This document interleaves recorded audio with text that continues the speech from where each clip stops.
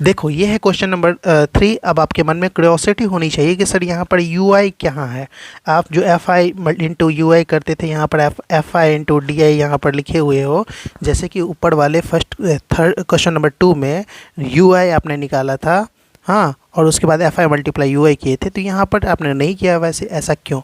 तो देखो, ऐसा इसकी क्वांटिटी पर डिफरेंसेस हैं। यहाँ की क्वांटिटी के डिफरेंसेस कम है, क्वांटिटी कम है, तो हम जो डी आई के बाद यू आई निकालते हैं वो इसलिए निकालते हैं ताकि हमारा वैल्यू धीरे धीरे छोटा होता जाए। यहाँ पर हमें वैल्यू छोटा करने की ज़रूरत नहीं है, वैल्यू ऑलरेडी छोटा ही है, इसीलिए हम बिना यू आई निकाले ही क्वेश्चन को सॉल्व कर सकते हैं। अब क्वेश्चन क्या है वो मैं अगर आपको दिखा दूँ तो थर्ड नंबर क्वेश्चन यहाँ पर कुछ आपको देखने को मिलेगा।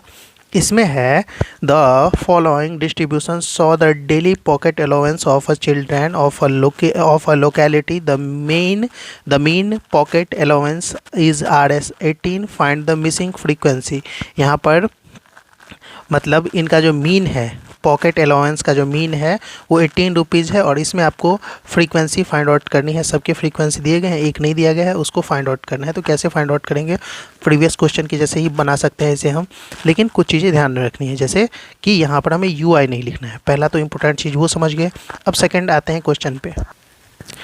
तो ये तो थे डेली पॉकेट अलाउंस जो मैंने यहाँ लिख दिया। उसके बाद एफ आई जो कि क्वेश्चन में दिया गया था और यहाँ नहीं दिया गया था, यही वाला तो हमें फाइंड आउट करना है, ये नहीं दिया गया है, तो उस बेसिस पर इसे हम वैसे ही रखते हैं। Now D I X I निकालना है हमको। तो एक्स आई क्या होता है? X I equal to simple है कि आपको ये जितने के बीच में वैल्यू दिया गया है उन दोनों को ऐड करके 2 से डिवाइड करना है। तो 11 13 को ऐड करके 2 से डिवाइड करेंगे, तो बस 11 13 को ऐड करके हमने 2 से जैसे ही डिवाइड किया तो 11 13 हो गए 24, 24 को 2 से डिवाइड करेंगे 12, 13 15 कितने हो जाएंगे? 13 15 28 हो जाएंगे। 2 से डिवाइड करने पर 14 मिलेगा। तो इस तरीके से हमने सबको किया। यहाँ पर था अपने पास 1921 हो जाते हैं 40 को 2 से डिवाइड करेंगे तो आंसर मिलेगा 20। तो ये सारे काम हमने यहाँ पर किया। उसके बाद था D I equal to X minus 18। D I equal to X minus 18, X आपके पास x1 माइनस 18 होगा, तो यहाँ पर एक्स आई ये था अपना। इसको मैं ठीक से लिख देता हूँ क्योंकि मैं अगर मिस्टेक करूँगा तो मुझे पता है बहुत सारे बच्चे भी साथ में मिस्टेक करेंगे। तो D I equal to X I minus 18, X I यहाँ पर 12 है और माइनस 18 वही मीन था, एज्यूम मीन था, जो कि मैंने लिख दिया यहाँ पर। Let assume mean A equal to 18। आपको नहीं दिख रहा होगा, मैंने यहाँ पर लिखा है let assume mean A equal to 18। अब एज्यूम मीन कैसे निकाला? ऊपर वाला 3 को छोड़ दिया, नीचे वाला जो 3 थे इसको छोड़ दिया, बच गया ये वाला। इसका जो एक्स आई था वहाँ तक हम पहुँचे और हमें 18 मिला। क्या मिला? 18। तो यहाँ पर एक्स आई में से 18 को ही सब्ट्रैक्ट करेंगे, यही था अपना एज्यूम मीन। आई होप आप समझ गए होंगे। अब हम एक्स आई में से 18 को सब्ट्रैक्ट करेंगे। एक्स आई है 12, उसमें से सब्ट्रैक्ट करेंगे 18 को, आंसर आएगा -6।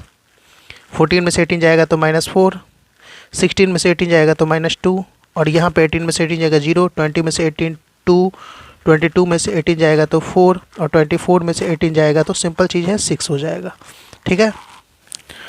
अब ये क्वेश्चन इसमें क्या है, डी आई अपने पास छोटा है इसीलिए हमने यू आई नहीं निकाला, क्योंकि लास्ट में हम एफ आई मल्टीप्लाई यू आई करते जैसा कि पुराने प्रीवियस क्वेश्चन में हमने किया था। मैं आपको एक बार दिखा देता हूँ।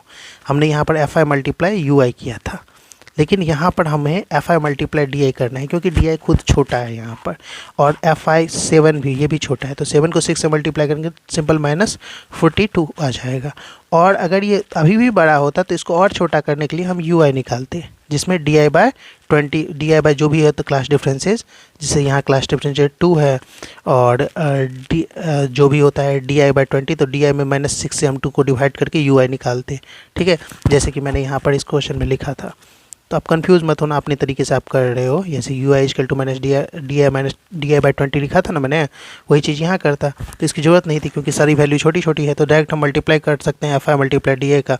तो 7 6 जा 42, यहाँ पर माइनस में आ जाएगा -42, 6 4 जा 24, तो -24। ठीक ना।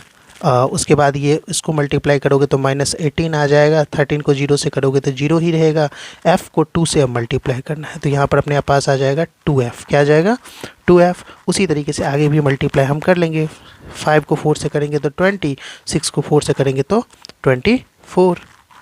अब आपको पता ही है हमें सिग्मा एफ आई की ज़रूरत हमेशा पड़ती है, तो सो हम यहाँ पर सिग्मा एफ आई निकालेंगे जो कि इसका होगा। इन सबको जब हम ऐड करेंगे तो जितने भी न्यूमेरिकल्स वैल्यू हैं इनको आप ऐड करोगे तो आपको मिल जाएंगे 44। क्या मिलेंगे? 44। लास्ट में ये एफ़ बचा हुआ है तो प्लस में एफ़ कर देते हैं। तो ये जो है सिग्मा एफ है 44 प्लस एफ़, ये आपका निकला सिग्मा एफ है। अब इसका यूज़ करेंगे हम क्वेश्चंस में। कैसे यूज़ करेंगे देखो, अब मैं इसका थोड़ा सा रफ आपको यहाँ पर करके दिखा देता हूँ, ठीक है। साइड में इन सबको ऐड करूँगा तो 42 को 24 और 18 से हमें ऐड करना है, तो 42 को 18 से हम ऐड करेंगे तो आपको पता है 60 हो जाएगा। 60 में 24 ऐड करेंगे तो 84 हो जाएगा। तो 84 अपने पास क्या आ गया? माइनस में आ गया 84, ठीक है। अब इन सबको ऐड करते हैं तो 20 में 24 ऐड करेंगे तो 44 हो जाएगा। क्या हो जाएगा अपने पास? 44। ये प्लस में रहेगा, ये प्लस वाला है 44। प्लस माइनस माइनस करेंगे माइनस, सब्स्टिट्यूट भी माइनस का बड़ा है तो रहेगा साइन भी माइनस का। ये तो चीज़ आपको पता है। तो यहाँ पे -40 हो गया। क्या हो गया? -40 हो गया। अब इसको पता है इसमें आपको 2f ऐड करना है, तो -40 को हम इधर ब्रैकेट में रखते हैं और प्लस में 2f हम जैसे ही ऐड करेंगे, क्योंकि ये वाला 2f नहीं हमने ऐड किया था, तो 2f ऐड करेंगे तो प्लस माइनस हो जाएगा माइनस, ठीक है। प्लस माइनस यहाँ पर माइनस हो जाएगा और क्योंकि मल्टीप्लाई हो रहा है यहाँ पर ऐड सब्ट्रैक्शन नहीं हो रहा है, क्योंकि यहाँ पर जो ब्रैकेट है ये इन दोनों साइन का मल्टीप्लाई करवा रहा है, इसीलिए सब्स्टिट्यूट नहीं ध्यान में रखना है। डायरेक्ट प्लस माइनस माइनस होता है तो माइनस कर देंगे। तो इसे 40 - 2f या 2f - 40 आप कर सकते हैं, ठीक है। तो 2f - 40 या 40 - 2f दोनों कर सकते हैं।